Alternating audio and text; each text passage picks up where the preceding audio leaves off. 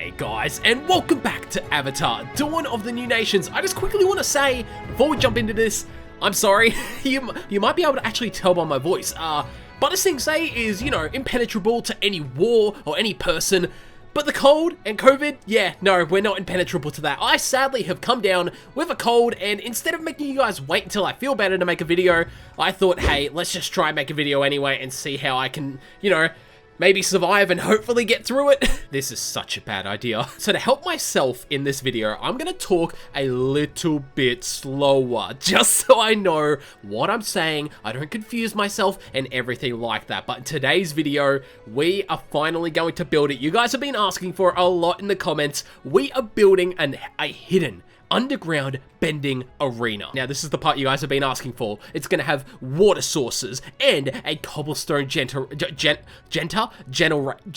generator that will be filling up the empty spots for earthbenders and airbenders and firebenders. Well, they don't really need anything, do they? Before that though, I just quickly want to show you guys that I have now got a ferrous wrought at every single main bit of wall. Last video I said I need to put the time in to actually find 2 more ferrous wrought, but as you can see now, we have 1, 2, 3 right there, and then over here, our final ferrous wrought, number 4, which is the one I think did last video, was it? Yeah, that one. There we go. So that is all the ferrous wrought. We now have 4 defending our outer wall. We still have a lot of work to do with the outer wall and everything like that, and I really need to get into it.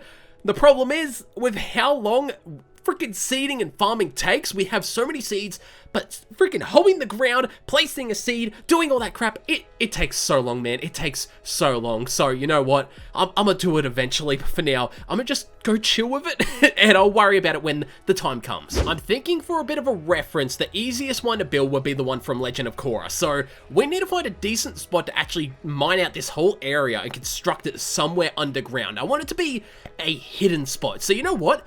I'm actually looking for a spot, and I'm not even going to show you guys because I don't want you guys spoiling to everyone else where this thing is. I'm going to hide it, and that way in the future we can surprise people with this bending tournament arena thing right near ButterJaffa. So let's have a quick look around for a good area to build this thing. Again, I'm so sorry about my voice. I can't stop it. I need help. Please help me. This is a pretty good spot. The problem with making this underground arena thing is going to be clearing out the space. Like, it's just going to be slow and tedious, and it's going to take a long time. I know I have a few mining abilities, but if I bind them quickly, like they're not very good. Like, I can clear out some space pretty quickly, but in all honesty, it's still going to take a long time. I don't even know how big this arena thing's going to be, goddammit. Hey, I'm actually realizing though, this is making it real easy to like decorate the area. Like, look at that. I've already done like this huge area. But I think that's been like not even a minute. This has been like only 30 seconds. You know what? It might not drop any blocks, but this mining tunnel ability from Korra mod is good, man. This is a real good ability. Okay, you know what? We actually might be able to finish out the area, because what I'm thinking is, obviously, I'm hoping you guys know what the Legend of Korra actual tournament arena is. I want to build one of those and then have like a giant drop-off where people can land into water as well. So I'm thinking this will be the proper level of where we actually build the platform, and then we'll have like this go down, so that's where the water will go. I'm pretty sure I could probably set up like a quarry if I wanted to actually get all the water area cleared out, but I don't know. I feel like it would be quick and easy for me to just do this as well. I am never doing that again. This area, I think, is plenty. This is a big enough area for a little bit of an arena to go into and also have a drop-off point. Now, I did want to have some spectator arena spots for people to sit at, but in all honesty, with how much this took and how long this took to do by itself, I do not want to mine more. Guys, come on, please don't make me do it. So what I'm thinking we do now is actually build the outline of it, or the shape of the actual arena, and pretty much play around with the sizing of what we can actually work with. I have no idea how big this thing's gonna be, so I guess let's just start with up here, the center point, and go from there. I'm starting to think I might have made this area a bit too big. This is a pretty good arena size. It's kind of the similar shape to what I'm looking for. And yeah, I think I've actually made it a bit too big or a bit too much space back here. So you know what? We actually might be able to fit maybe 2 audience stands, one that end and one down this end, so people can watch or pretty much go to the side of the person they support. So for example, if Alex and I were fighting, I'll be on this side, all the people will be over here, Alex would be here, no one would be over there, and so on and so forth. So yeah, this is going to be the shape we're probably going to go with, and this will probably be the level for where people will fight. All that's left to do now is just really decorate it, start filling up the area, and then probably making it look nice. And then we actually might have a proper arena built. Now, my main concern with this build is the fact that people might be able to bend it, and well, that's mainly towards earthbenders. I want to make sure we do everything in this build out of modded blocks. That way, because we haven't adjusted the configs or anything, modded blocks still can't be bent. So we need to try and figure out a way to make this look nice without using normal Minecraft like bendable blocks, like stone, dirt, sandstone, or anything. So we're going to use only things that are modded, which is going to make it funner for me. I mean, we do have a bit of options, not going to lie. I just have to figure out which one of these I actually like. So far, I think it looks alright. We've got the basic structure of what it's going to be down. So pretty much how it's going to work is you start here, you fight, and then we can have 2 game rules. One is the whole arena is available for you to use. We've got tons of water sources, but you need to be careful because as you can see, not every single one is an infinite water source. As you can see, some of the things aren't infinite water sources, meaning if the waterbender uses up that water, it's gone. That is a strategic thing that they need to focus on. But of course, there are some infinite ones just in case they do end up using it all. Everything here, though, cannot be earthbend. As you can see, everything here is not earthbendable. You might be going, Troy, what the frick are earthbenders meant to use? And that is a great question that I haven't even actually done yet. So eventually, we are going to be getting a infinite lava source thing pretty much set up underneath. Now, I'm going to need to figure out how to actually do this. I'm going to need to set up some pistons to push them, but then also not push them too much. So I'm probably going to have to set up the pistons down here because I think the pistons have a push limit of 8. So I need the instant, I need the generator, I need to push it to 8. Oh God, this is way too much math for my dying brain. But pretty much what I'm thinking of doing is getting cobblestone to come here, come up here, come up here, come up here, and then also come up probably here and here. That way there's weapons and things for them to use throughout the whole stage. Now, you might be going, Troy, it's a little bit unfair. Waterbenders and earthbenders can only use a certain amount of their moves. They can't use everything. You are indeed correct. And because of that, we're going to basically talk with the person when fighting during PvP, whether or not the person, if they're a firebender or airbender, is allowed to use a certain amount of moves. For example, an earthbender for the most part is only going to be able to use, well, wrong thing. But they're only really going to be able to use this ability and throw it, and depending on whether or not they hit, depends on how quick they're going to get another shot back. Whereas a firebender can use fireball, fire charge, fire everything, fire this, fire that, fire that. They can use pretty much anything they want, which is a bit of a problem when fighting water or earthbenders. So what we're going to pretty much do is just set it up so when those fights do happen, it will be talked about on whether or not who is actually going to get what and what's going to happen, depending on who's actually fighting. I really hope that made sense. My dying brain can't tell. But I guess the next thing for me to do is figure out this freaking cobblestone generator down here. And once we have that set up, then we could pretty much just fill in the area, add some water down here, and then add some ladders to the side section. And then the little arena is pretty much complete. Obviously, there'd be some neatening up to do, but other than that, this thing would be pretty much complete and done.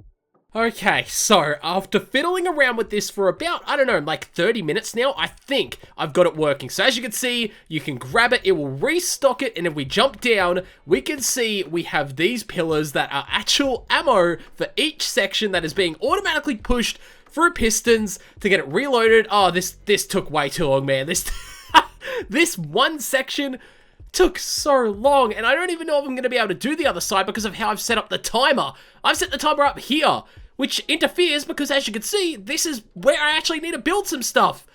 Oh, crap. This has come out really messy, but hey, it works. I'm happy with it. It works.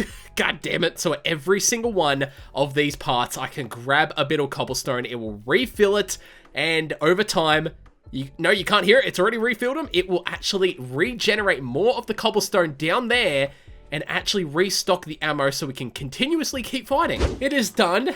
Finally, it is actually done, and it does work. I can grab out a block, and look at that, it replaces it.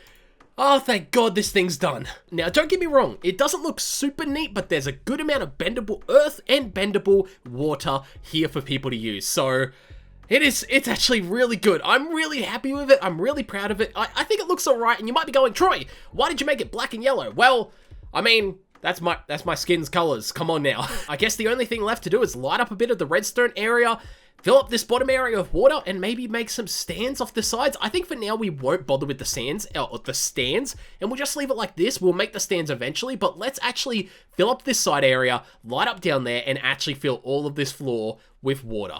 It is complete. As we can see down here, if we fall off now, even if we're not an airbender or an earthbender, we will land in the water, and meaning we can climb pretty much all the way back up without needing to fly.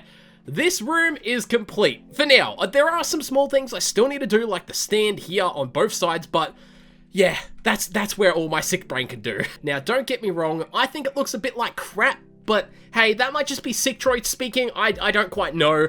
In all honesty, I'm happy enough with it that I could say, hey, we'll have some bending matches in the future here, and everything actually functions as it freaking should. I'm so happy it does, so holy crap. This thing was really annoying to build, but it was also really fun to build. So now we have this thing constructed, and I'm pretty sure we'll actually test it next video because, well, no one is online currently. Now you might be asking me, Troy, it's been a while. What's happened to those Dairy members?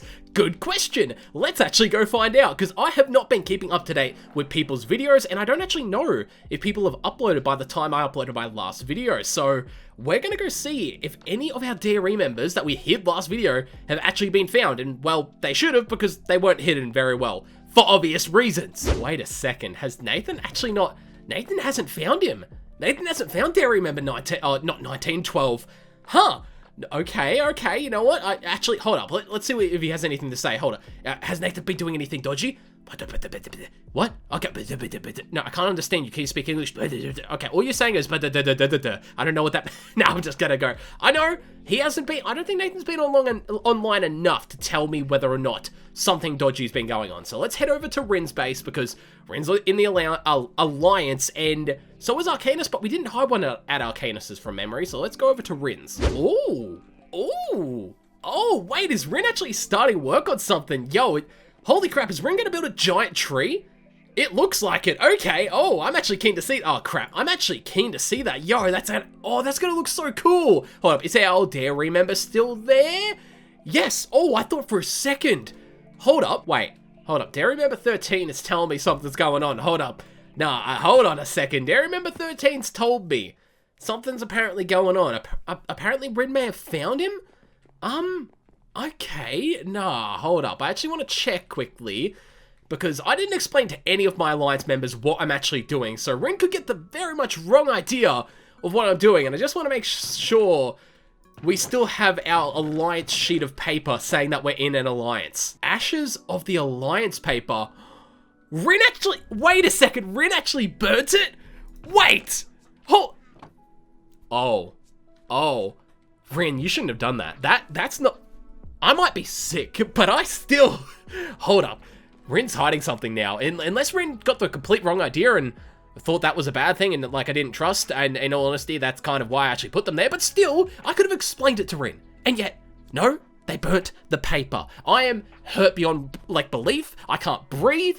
We're gonna go to the next place, because that... Oh my god. Okay, I'm gonna have to talk to Rynn now. Again, I don't know if this Dairy member's been seen, but from how it seems, it doesn't seem like anything's happened here with zombie. Oh, zombie's actually working on that wall, though. That looks freaking mad, but it doesn't seem like anything's happened.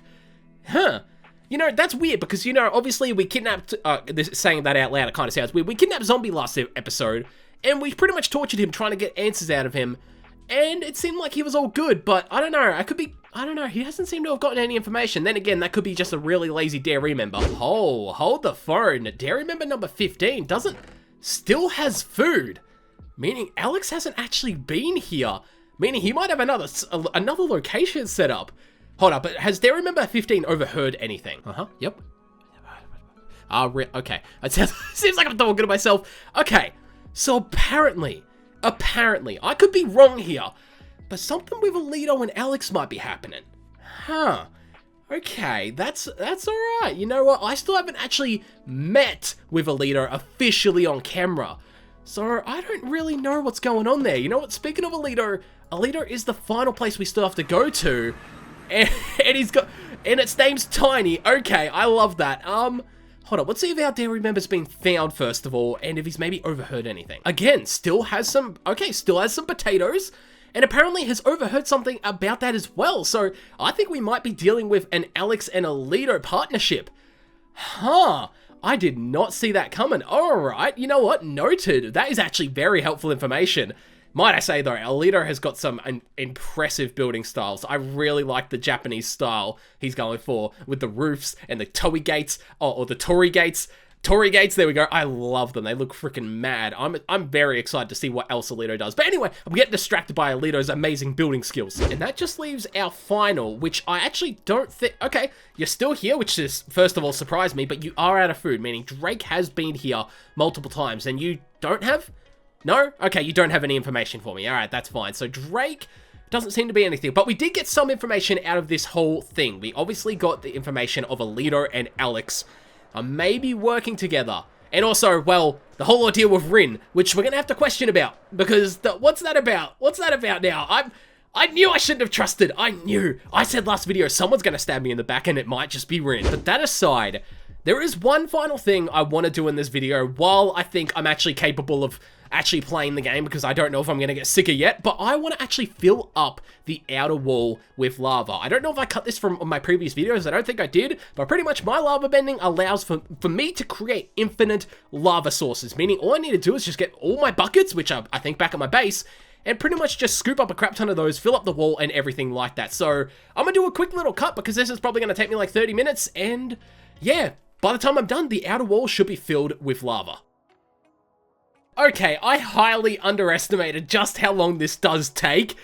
I've been doing this for a little while already, and don't get me wrong, it's super easy to do, but considering I've already been at this for like 30 minutes, and I'm only... I'm halfway done. Let's just say I am halfway done. If we jump into game mode 3 quickly, I can show you guys we have now completed this whole section with lava all the way up until the other side. So this part of the wall all the way around to the other side is complete, meaning the only parts left of this wall to fill with lava is this side over here, and that is insane. I am surprised we've managed to do all of that, but you know what, guys? I'm feeling like absolute crap, so I hope you understand. If this video is a little bit shorter, I'm going to end it here. I hope you guys still enjoyed it nonetheless. If you did, of course, leaving a like is the easiest way to show me, and it would be really appreciated. With how sick I am currently, I feel like absolute death, so I hope you guys understand why this video took so long to come out, and also why I sound like absolute death in the actual video itself. So that's where I'm going to leave it, guys. If you haven't yet, be sure to also click that red subscribe button. I swear I'm not sick very often, and I'll see you guys in the next one. See ya!